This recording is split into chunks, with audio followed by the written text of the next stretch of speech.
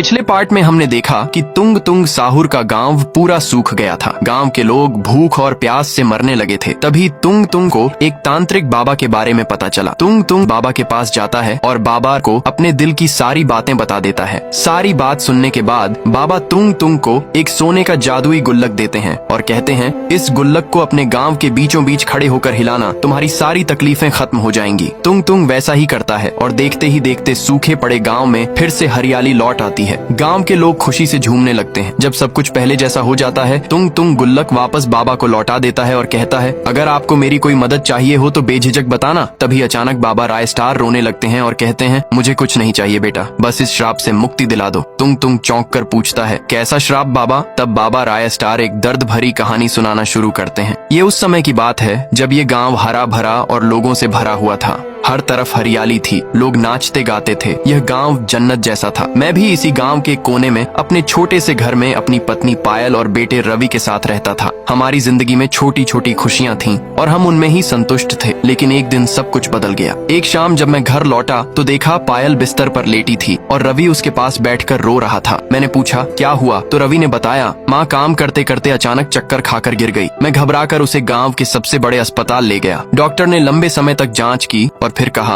आपकी पत्नी को कैंसर है और अब इसे कोई नहीं बचा सकता। ये सुनते ही मेरा दिल टूट गया। मैंने डॉक्टर के पैर पकड़कर कहा, कोई तो तरीका होगा, उसे बचा लीजिए, वो मेरे लिए सब कुछ है। डॉक्टर ने कुछ सोचकर धीरे से कहा, एक तरीका है लेकिन वो बेहद खतरनाक है। अस्पताल के पीछे एक घना और डरावना जंगल है जहाँ एक लाल रंग की जादुई जड़ी बूटी मिलती है। उससे कोई भी बीमारी ठीक हो सकती है, लेकिन लोग कहते हैं कि वो जंगल श्रापित है। जो भी वहाँ गया वो वापस नहीं लौटा। मैंने बिना कुछ सोचे अपनी बाइक उठाई और जंगल की तरफ निकल पड़ा। घंटों तलाश करने के बाद मुझे वो जड़ी बूटी मिल गई। मैं जल्दी जल्दी उसे अपने बैग में भरने लगा। तभी अचानक आसमान से एक सफेद पेड़ मेरे सामने गिर पड़ा। मैं हैरान रह गया। तभी उस पेड़ ने अपना रूप बदला और वो एक बूढ़े इंसान में बदल गया। मैंने पूछा, तुम कौन हो? उसने कहा, मैं इस जंगल का रक्षक हूँ, मेरा नाम पुष्पा है। जो भी इंसान यहाँ चोरी करने आता है मैं उसे वापस जाने नहीं देता। मैंने बहुत माफी मांगी लेकिन उसने एक न सुनी और मुझे श्राप दे दिया। अब तुम एक सफेद पेड़ बनोगे और हमेशा के लिए इसी जंगल में फंसे रहोगे। मेरी पत्नी अस्पताल में इंतजार करते करते मर गई और मैं कुछ नहीं कर सका। अब सिर्फ पुष्पा ही मुझे आजाद कर सकता है। कहानी सुनकर तुंग तुंग ने कहा, मुझे बताओ वो बाबा कहाँ मिलेगा? राय स्टार ने उसका पता दिया और तुंग तुंग रात के अंधेरे में उसके घर पहुँच गया। बाबा पुष्पा गहरी नींद में सो रहे थे। तुंग तुंग ने अपना डंडा उठाया और जोर से उनके सिर पर मारा। बाबा बेहोश हो गए। तुंग तुंग उन्हें उठाकर राय स्टार के पास ले आया। जैसे ही बाबा की आंख खुली उन्होंने देखा कि तुंग तुंग और राय स्टार बंदूक ताने खड़े हैं। जल्दी मेरे दोस्त को इस श्राप से मुक्त कर, वरना यहीं तेरा काम तमाम कर दूंगा। बूढ़े इंसान ने राय स्टार को श्राप से मुक्ति दे दी। फिर दोनों ने मिलकर उस बाबा को गोली से उड़ा दिया।